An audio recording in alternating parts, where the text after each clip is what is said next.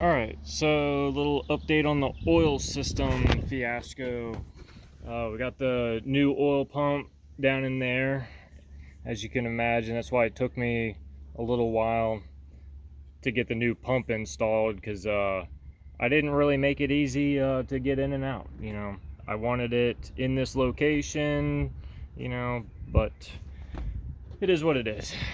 I had the pump installed a couple days ago, and then I got it wired up, and then so I just did a systems check on it.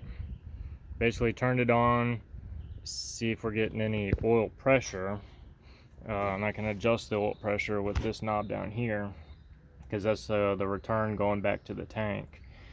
But I noticed when I turn the pump on, took it a little while to kind of self siphon itself, but I can hear it when it finally caught, anyway. But the oil pressure gauge was just bouncing all over the place, and anytime like I try to adjust the pressure, it would sit at like 20 psi, and then it would just start randomly, it would come up, hit like 40, kind of bounce around, and then just randomly go up to like 100, then fall back off. So I remember something that Adam had told me was do away with the digital gauge and go back to the old school analog gauge. So that's what I did, was I put the old gauge, the original gauge, back in it, because all the tubing and everything was still run. So it made it relatively easy to just convert back over. So instead of having one of these little pressure transducers on here, I just put the little fitting on here, and then there's my oil pressure, which I'm gonna have to reroute. It's kind of tight on something. There it is. I got it loosened up. I don't want it rubbing on anything, cause a massive oil leak. I'll have to reroute it, but that'll be a project for tomorrow, I suppose. But anyway, now when we see, make sure my switches are off, turn the master on, gauges will go and do their little thing. But anyway, if we fire up the oil pump, and I can control the pressure, so I can increase it or I can bring it back down, and it seems like it's pretty steady.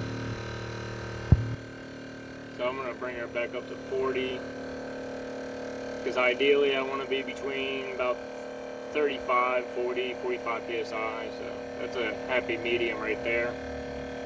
So that's it. I think we got a oil system figured out. Turn that off. So alright, now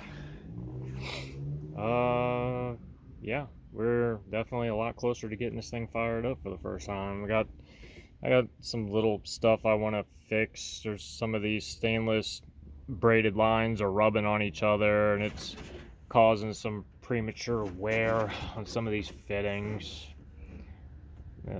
But anyway, I still have to wire up the new ignition system. Adam 3D printed this really cool ignition box.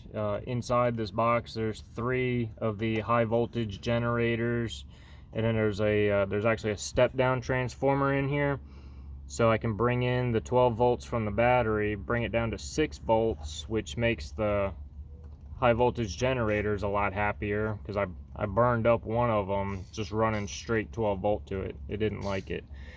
The problem is I don't know if this is going to be a final location for this, only because I didn't want anything back here, because it's just going to be exposed to some really high heat from afterburner. Because this thing, it's all nice and pretty and whatnot, that's going to get red hot. So I just kind of stuck it here temporarily, but I don't think this is going to be a final spot for it. Ideally, I had the original ignition box kind of tucked away here next to the seat. So I might have to get fancy with it, make some brackets or something that I can mount the box it, maybe tuck it up. I really don't want to drill holes in the seat. Like the original seat looked like it had been peppered with a shotgun. There was just so many holes in it. Um, you know, but maybe I could mount it to the seat, or I'm kind of running out of room back here. Mount it to the back of the seat, maybe. I don't know. Figure something out.